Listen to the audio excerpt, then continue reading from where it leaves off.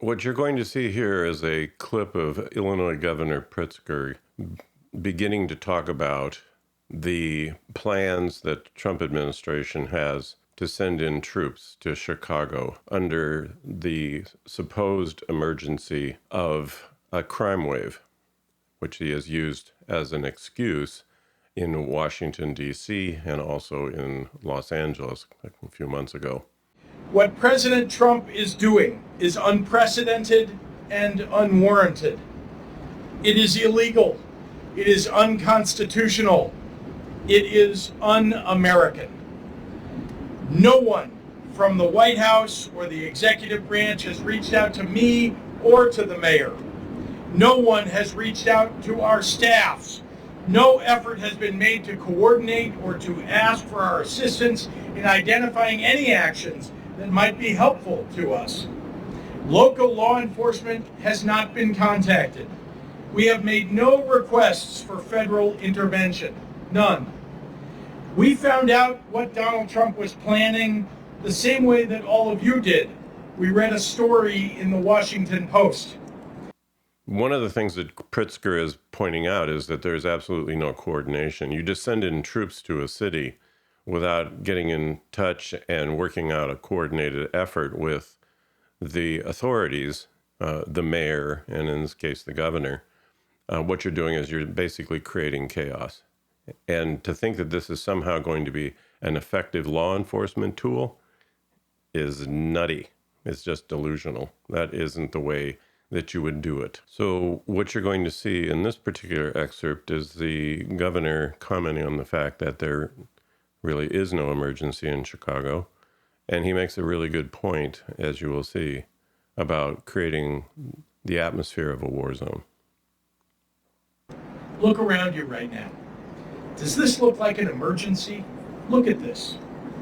Go talk to the people of Chicago who are enjoying a gorgeous afternoon in this city. Ask the families buying ice cream on the Riverwalk. Go see the students who are at the beach after school. Talk to the workers that I just met taking the water taxi to get here. Find a family who's enjoying today sitting on their front porch and ask if they want their neighborhoods turned into a war zone by a wannabe dictator.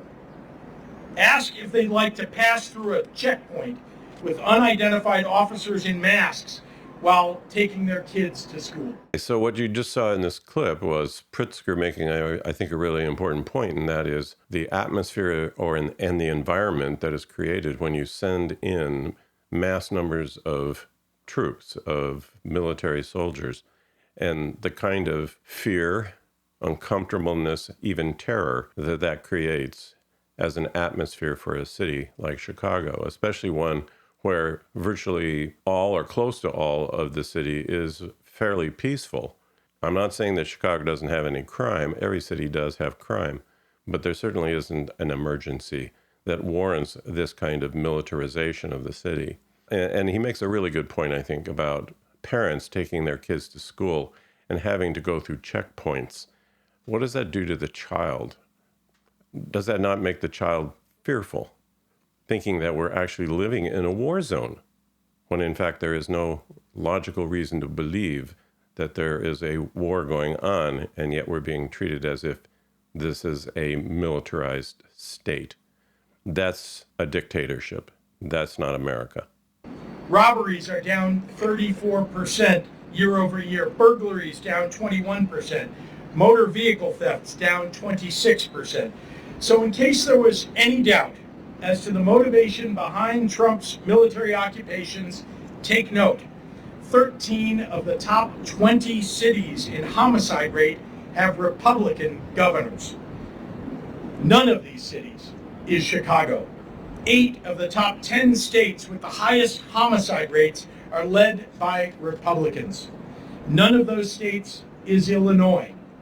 Memphis, Tennessee, Hattiesburg, Mississippi have higher crime rates than Chicago, and yet Donald Trump is sending troops here and not there?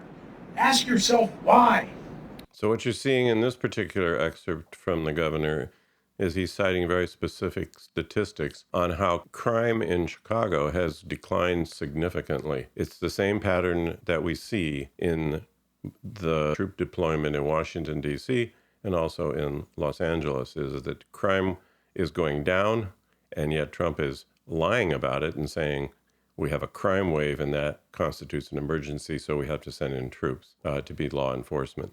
So it's a ruse. It's a lie. And the governor is pointing that out. And he makes a pretty good point where clearly Trump is only targeting blue states, states controlled by Democrats. He is not focusing at all on red states controlled by Republicans. In fact, he never even mentions any cities in red states that would be on his target list.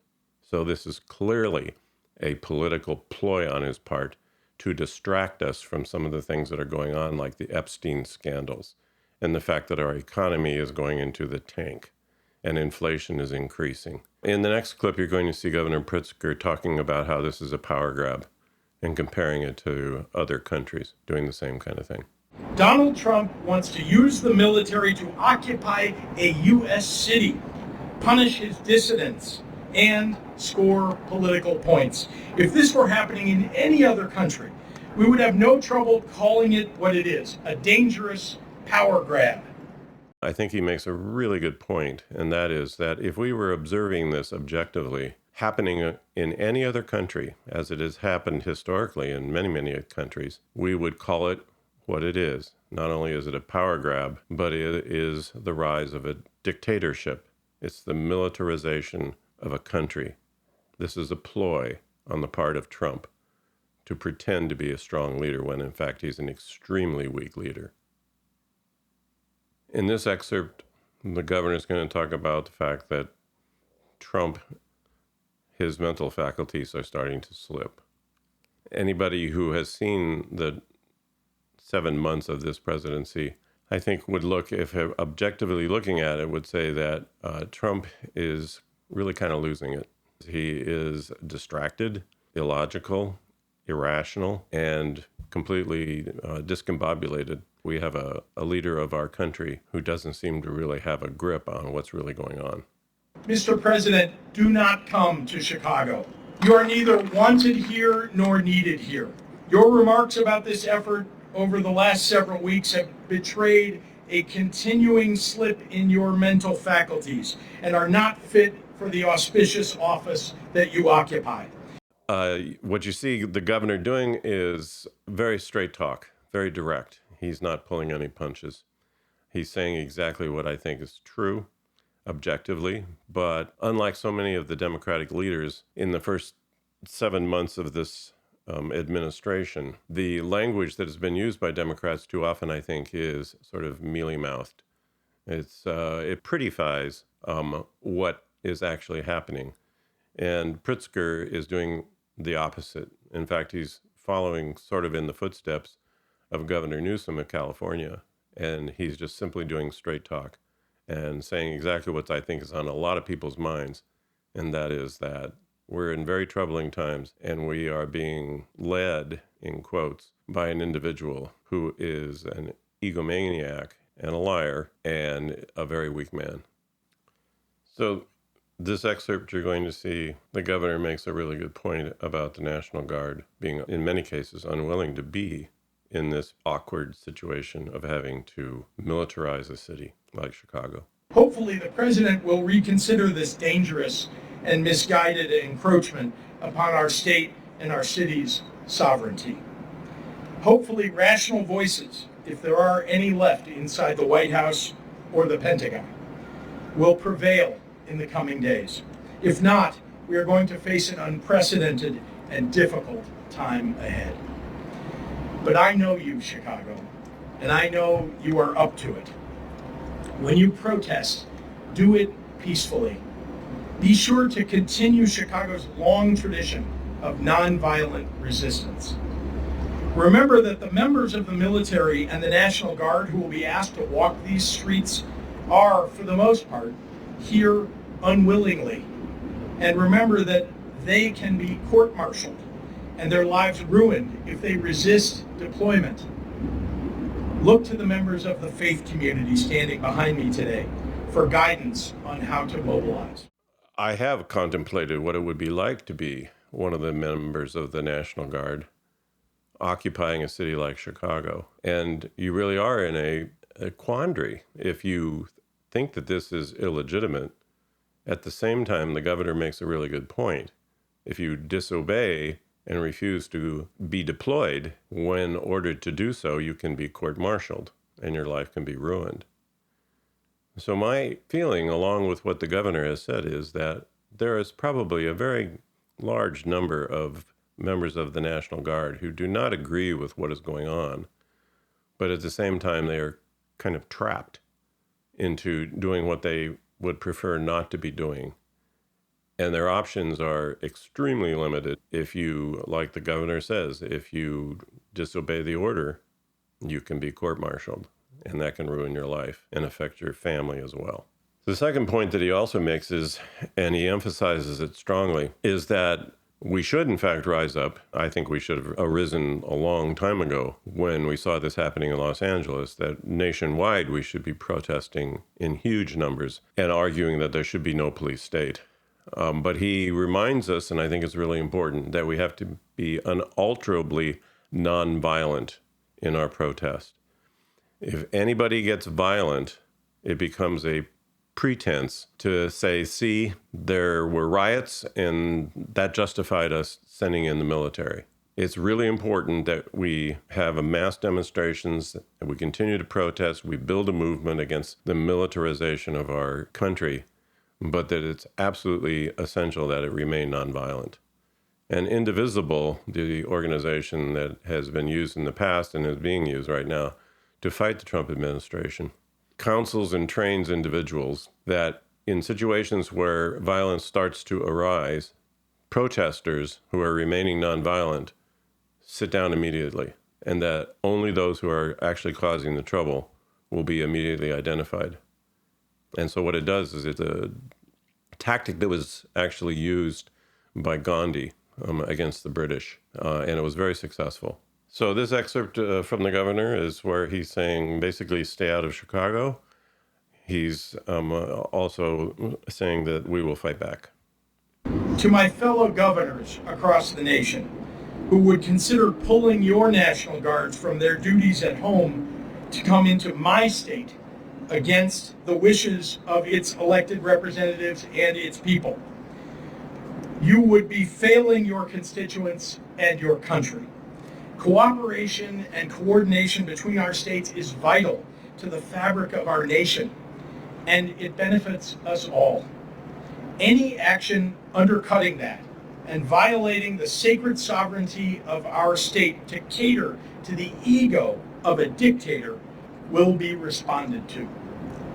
The state of Illinois is ready to stand against this military deployment with every peaceful tool we have. We will see the Trump administration in court. We will use every lever at our disposal to protect the people of Illinois and their rights. What I think is interesting is that the governor is taking a very strong position about other governors from other states, all red states, by the way, sending in National Guard from their states into Chicago. And at least they have said that they're going to contribute to that effort. And you can tell that the governor is pretty angry about that. Be interesting to just flip it and think about, so what would the governors of red states feel if Trump sent in troops to their state and National Guardsmen from the blue states were sent in to those red states? How would they then react? So what we see here again is a clear example of this is political. It's all political. And the governor is saying that he will fight with every tool that they have in their arsenal that is nonviolent, that is legal. And he's basically saying that we have to fight the good fight. So in this excerpt, the governor is continuing pretty much along the lines of what he's been saying, and that is that we cannot give in to the petty whims of a wannabe dictator. To the Trump administration officials who are complicit in this scheme, to the public servants who have forsaken their oath to the Constitution to serve the petty whims of an arrogant little man, to any federal official who would come to Chicago and try to incite my people into violence as a pretext for something darker and more dangerous, we are watching and we are taking names. This country has survived darker periods than the one that we're going through right now, and eventually the pendulum will swing back, maybe even next year. One thing that I think is a thread throughout the entire presentation that the governor has made is he is in some ways threatening Donald Trump to stay out. He's saying, don't do this. There's a psychological process that's called psychological reactance that oftentimes plays out in these kinds of circumstances. And psychological reactance simply means that the more that you tell someone not to do something, the more they are inclined to do it. In the case of Donald Trump, I think that's pretty clear. You tell him not to do something, and it's the one thing he really wants to do. And in fact, psychological reactance can be boiled down into this kind of aphorism that is fairly popular, and that is, how do you get people to do something? Well, there's three ways to do that. One is to do it yourself. The second way is to hire someone to do it. And the third way is to forbid your kids to do it. The idea of forbid your kids, of course, is psychological reactance. The more you say don't do that, the more they want to do it. So psychological reactance is going to be interesting to watch as this event unfolds. Will Trump then decide that because the governor of Illinois has said stay out, and he's been very firm about this, will that in fact encourage Trump to actually want to deploy the troops into Chicago? We'll see. The governor also made the point that he's going to take names of those who are enabling this whole process. And once the Democrats end up getting back into power, and we hope that happens in the 2026 election, those individuals who have actually aided and abetted this process, this illegitimate process that Trump has instituted, that they will in fact be on a target list for not the kinds of things that Trump does, but for legal actions against them. This is clearly a violation of the Constitution of the United States.